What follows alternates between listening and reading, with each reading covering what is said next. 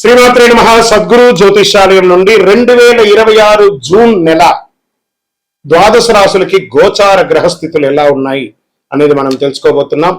జాతకం అంటే ప్రతి ఒక్కరికి ఒక క్యూరియాసిటీ.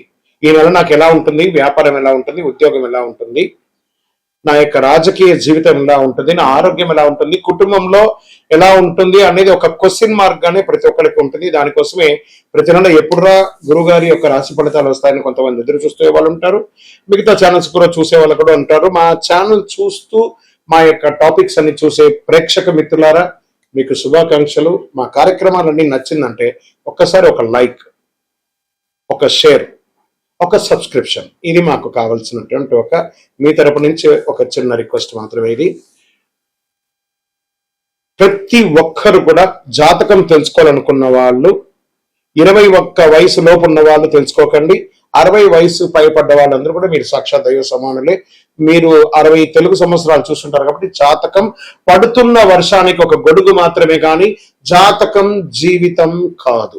ఈ నెల గోచార గ్రహాలన్నీ కూడాను ఎలా ఉన్నాయి అని చెప్తే, గురు బృహస్పతి మిథున రాశి నుండి కర్కాటక రాశికి ఈ సంవత్సరం అంతా ఉండబోతున్నారు. అద్భుతమైనటువంటి ఫలితాలు రాబోతున్నాయి. జాక్పాట్ అని కూడా చెప్పొచ్చు కొన్ని రాశులకి.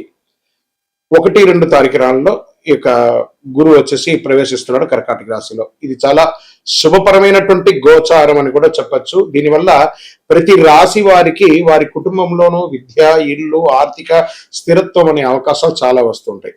శని ఈ నెల మొత్తం కూడా మీనరాశిలోనే ఉంటారు. రాహు వచ్చేసి ఈ నెల కుంభరాశిలో ఉంటారు. కేతు సింహరాశిలో ఉంటారు. కాబట్టి గ్రహస్థితులందరూ కూడా మీ యొక్క జీవితంలో ఎన్నో మార్పులు తీసుకురాబోతున్నారు. మేషరాశి వారికి చాలా అద్భుతమైనటువంటి ఫలితాలు రాబోతున్నాయి. గురు అనుగ్రహం వల్ల ఆదాయం పెరుగుతుంది. కుజుడు శక్తిని ఇస్తున్నాడు. శని ప్రభావం ఆలస్యం ఉంటాయి కానీ కష్టానికి ఫలితం ఉంటుంది. ముందుగా ఉద్యోగస్తులకి కొత్త బాధ్యతలు అనేది వచ్చే అవకాశాలు బాగా ఉన్నాయి. ప్రమోషన్స్ గురించి చర్చలు మొదలయ్యే అవకాశాలు బాగున్నాయి. ప్రభుత్వ ఉద్యోగాల కోసం ప్రయత్నించే వాళ్ళు కాస్త సీరియస్ గా ఎగ్జామ్స్ అన్ని కరెక్ట్ గా రాయండి, తప్పకుండా వస్తుంది. వ్యాపారస్తులకి కొత్త కాంట్రాక్ట్లు వచ్చే అవకాశాలు ఉన్నాయి. పాత డెట్స్ అంతా కూడా క్లియర్ చేసుకునే ఒక అవకాశాలు ఉన్నాయి. కొత్త కస్టమర్లు కలిసి వస్తాయి. సమాజంలో ఉన్నతమైనటువంటి మనుషుల్ని కలిసి ఇంకా మీకు పార్ట్నర్షిప్ కూడా యాడ్ ఆన్ అయ్యే అవకాశాలు ఉన్నాయి. కానీ ఆ డాక్యుమెంటేషన్ అంతా కూడా జాగ్రత్తగా చూసుకోండి. ఆర్థిక పరమైనటువంటి ఇన్కమ్ ఉంటుంది, ఖర్చు కూడా అంతే పెరుగుతుంది. భూమి, బంగారం, ఇన్వెస్ట్మెంట్ విషయంలో బాగా ఆలోచించి అడుగు వేయండి. పాత బాకీలు కొంతవరకు తిరిగి వచ్చే సూచనలు మాత్రం కనబడుతున్నాయి. ఇంకా కుటుంబ విషయంలోకి వచ్చేటప్పటికి ఇంట్లో చిన్న చిన్న మాటల వల్ల ఉద్రిక్త రావచ్చు. అన్నదమ్ములు, అక్క చెల్లెలు, భార్య పిల్లలు, తల్లిదండ్రులు కూర్చొని మాట్లాడుకొని సెట్ చేసుకుంటే చాలా మంచిది. జీవిత భాగస్వామి యొక్క సహకారంతో ఇవన్నీ కూడా స్త్రీ పురుషులు ఇరువుని దృష్టిలో పెట్టుకొని మనం చెప్తున్నాము. పెళ్లి ప్రయత్నాలు చేసే వారికి ఈ నెల కొంచెం అధిక మాసం ఉంది కాబట్టి ప్రయత్నాలంతా రెడీ చేసుకోండి. శ్రావణ మాసంలోను, కార్తీక మాసంలోను చక్కగా వివాహం జరిగే అవకాశాలు ఉన్నాయి. ప్రేమ విషయాల్లో తొందరపడి నిర్ణయాలు తీసుకోకండి. ట్రస్ట్ పెట్టుకోండి ఒకరి పట్ల ఒకరు. ఇంకా విద్యార్థులు అద్భుతమైనటువంటి చదివే అవకాశాలు ఉన్నాయి. విదేశాల్లో వెళ్ళి చదవాలనుకున్న వాళ్ళకి ఎంచుకునే యూనివర్సిటీని ఎంచుకునే, ఎందుకంటే జూన్ మాసం రాగానే ఏ కాలేజీలో జాయిన్ అవుతాం, ఏ యూనివర్సిటీలో జాయిన్ అవుతాం అనే ఇదే టెన్షన్స్ ఉంటాయి. వీసా అప్లికేషన్స్ ప్రక్రియలో ఆలస్యంగా ఉన్నా చివరికి సానుకూలంగా ఉండే అవకాశాలు ఉన్నాయి. ఐటీ, మెడికల్ టెక్నాలజీ స్టూడెంట్స్ కి మంచి ఫోకస్ పెరుగుతుంది. రియల్ ఎస్టేట్ రంగంలో ప్లాట్లు, ఇండ్లు కొనుగోలు విషయంలో మంచి అవకాశాలు ఉన్నాయి.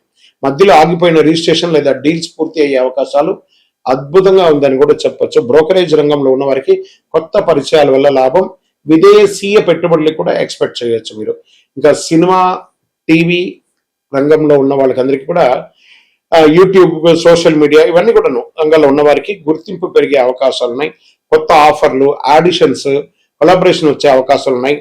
మీ మాట ప్రొఫెషనలైజ్ గా పెరిగే అవకాశాలు ఉంటుంది. జాగ్రత్తగా సమాజంలో ఉండేటప్పుడు జాగ్రత్త. కోర్టు కేసులు వచ్చేటప్పటికీ నెమ్మదిగా మీ వైపు అనుకూలంగా మారే అవకాశాలు ఉన్నాయి. కోపంతో స్పందిస్తే సమస్యలు వచ్చే అవకాశం ఉన్నాయి.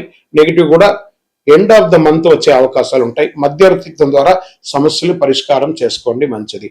ఆరోగ్యానికి వచ్చేటప్పటికి తలనొప్పి, బీపీ, నిద్రలేనితనం ఇవన్నీ రావచ్చు. ఆహారం టైంకి తినకపోవడం లేదా ఎక్కువ శాతం టెక్నాలజీని, ఫోన్ని సోషల్ నెట్వర్క్ తో ఉండడం వల్ల ఇబ్బంది పడే అవకాశాలు బాగా ఉన్నాయి. మేషరాశి మిత్రులారా, ఏనాటి శని నడిచినా కూడా గురు భగవానుడు మీకు యోగాన్ని కలిగిస్తున్నాడు. చాలా అద్భుతాలు జరుగుతాయి. అదృష్టం ఇచ్చే రంగు ఎరుపు మరియు గోల్డ్ ఈ నెల అని కూడా చెప్పొచ్చు.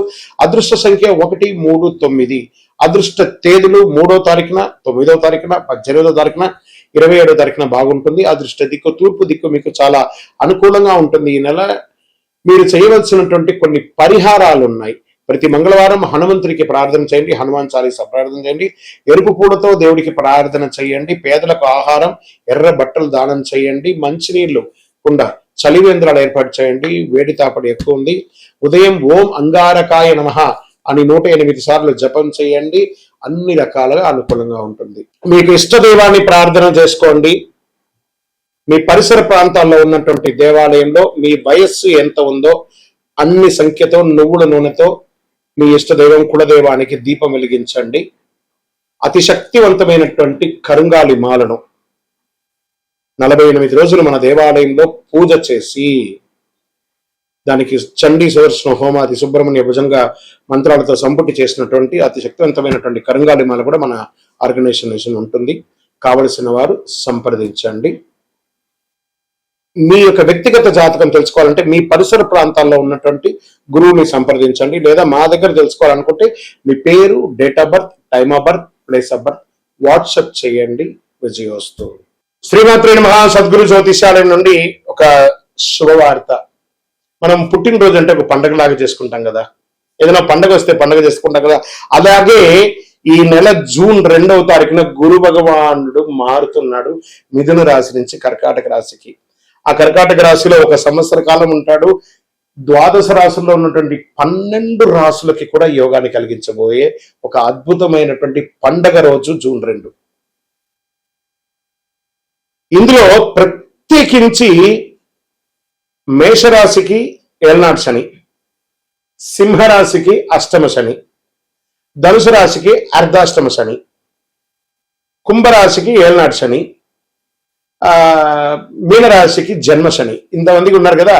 ఈ గురు భగవానుడు శని భగవానుడు మాట్లాడుకొని, ఏ శనీశ్వర, ఈ సంవత్సరం గురు భగవానుడుగా ఉన్న నేను గురు చూస్తున్న రాజయోగాన్ని ఇస్తున్నాను, నేనే ఈ సంవత్సరం రాజుగా కూడా ఉన్నాను కాబట్టి కాస్త వీళ్ళకందరికీ కూడా ఇబ్బంది పెట్టకని చెప్పి ఇబ్బంది ఉన్న వాళ్ళకు కూడా అనుకూలం చేసే ఒక యోగంగా గురు భగవానుడు వచ్చేసాడు. Get ready. జీవితంలో మీరు అందరూ కూడా క్షేమంగా ఉండాలి. ఆ గురు భగవానుడికి కృతజ్ఞతాభావంగా ఏం చేయాలి? పసుపు రంగు వస్త్రం స్వామివారికి ధరించండి. మీరు కూడా అవకాశం ఉంటే పసుపు రంగు ఈ నెల ఎక్కువ వాడడానికి ప్రయత్నం చేయండి. శనగలు ఉంటాయి చూసారా, సుండల శనగలు, దాన్ని నానబెట్టి ఒక 108 మాలగా గుచ్చి దక్షిణామూర్తికి కానీ, గురు భగవానుడికి కానీ, ఏదైనా దత్తాత్రేయుడు కానీ ఇలాంటి చోటుకి వెళ్ళి మాలగా వేసి దర్శనం చేసుకోండి. గురవే సర్వలోకానాం విసజే భవరోగినాం నిదే సర్వ విద్యానాం దక్షిణామూర్తి నమః అని చెప్పి ఆ గురు భగవానుని ప్రార్థన చేయండి. పేదవాళ్ళకి ఆహారం పెట్టండి, చలివేంద్రాలు ఏర్పాటు చేయండి. గురు చూసిన కోటి లాభం. ఎంత అద్భుతమైనటువంటి విషయం. గురు భగవానుడు చూశారంటే కోటి లాభం. గురువు యొక్క స్థానం మారడం వల్ల ఎన్నో మేలు కల్పించబోతున్నాడు. జూన్ 2, 2026 ఈ నెలంతా కూడా అద్భుతంగా ఉంటారు. విజయోస్తు. చదవయ్యప్ప. బ్రహ్మశ్రీ డాక్టర్ చంద్రమౌళి గురుస్వామి గారు నిర్మించినటువంటి అష్టాదశ శాస్త్ర అయ్యప్ప స్వామి 18 అవతారముల దేవాలయం జీవకోణ తిరుపతిలో నిర్మించాం. సుమారుగా 2016 నుండి ఇప్పటి వరకు నిత్య పూజలు జరుగుతున్నాయి. మన దేవాలయంలో ధూప దీప నైవేద్యం అనే ఒక పూజా కాన్సెప్ట్ ని ప్రారంభించాం. ఎందుకంటే ఈరోజు రేపట్లో ఒక దేవాలయం నిత్య పూజలు కానీ, అన్నదాన కార్యక్రమాలు కానీ, సేవా కార్యక్రమాలు చేయాలంటే బిగ్ ఛాలెంజ్ అనమాట. దాన్ని దృష్టిలో పెట్టుకొని పూజ్య గురువులు బ్రహ్మశ్రీ డాక్టర్ చంద్రమౌళి గురుస్వామి గారు భక్తుల గోత్రనామావళితో ప్రతినిత్యం పూజ. మీరు దేవాలయానికి వచ్చినా రాకపోయినా మీ గోత్రనామాలతో మన దేవాలయంలో పూజ జరుగుతుంది. ఇంటి యొక్క పూజకు గురుగారు 999 రూపాయలు ఒక నెలకాన్ని నిర్ణయించారు. అవకాశం ఉన్నవాళ్ళు మీ పేరు, గోత్రం, భార్య పేరు, పిల్లల పేరు రాసి పంపారనుకోండి. మీ గోత్రనామాలతో ప్రతినిత్యం ఆ 18 అవతారాలను దేవాలయంలో పూజ చేసి స్వామివారి యొక్క జన్మ నక్షత్రమైనటువంటి ఉత్తరా నక్షత్రం రోజు గణపతి హోమం కూడా మీ పేరు మీద చేసి స్వామివారి అభిషేక భస్మ ప్రసాదాన్ని ప్రతి నెల మీకు ఇంటికి పోస్టు ద్వారా పంపడం జరుగుతుంది. అవకాశం ఉన్నవాడు ఈ యొక్క మంచి సదుద్దేశంతో తయారు చేస్తున్నటువంటి ఈ యొక్క సేవా కార్యక్రమంలో ధూపదీప నైవేద్య పూజలో పాల్గొనండి. స్వామి శరణమయ్యప్ప. ఈ యొక్క నెంబర్ అంతా కూడా మీకు డిస్ప్లేలో వేస్తాను. శరణమయ్యప్ప. దేవుడు మనకు జీవితంలో పరీక్షలు ఎందుకు పెడుతున్నారని ఒక ప్రశ్న అడుగుతున్నారు. దేవుడు మనకు పరీక్షలు పెట్టడం మనకు ఆయనకేం పని లేదండి. మిమ్మల్ని ఎంచుకొని మీకు పరీక్షలు పెట్టడం అనేది కాదు.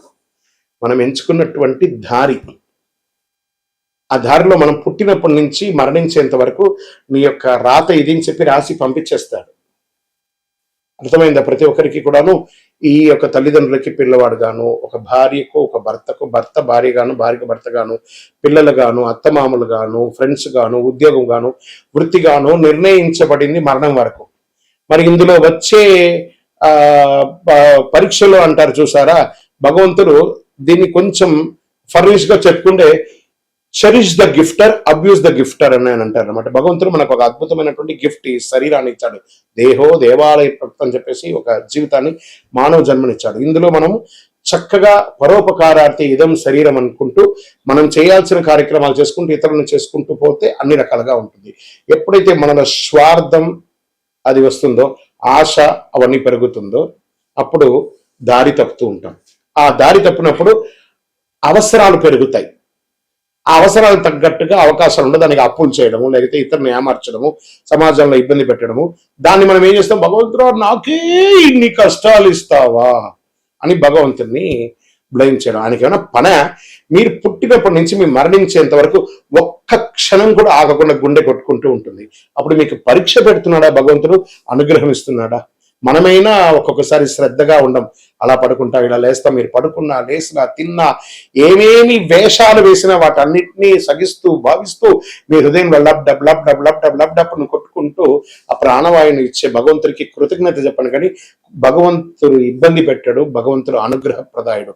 మీ ఆశలు, మీ అలవాట్లను అదుపులో పెట్టుకుంటే జీవితం అంతా సుఖ సంతోషాలతో ఉంటారు. విజయోస్తు.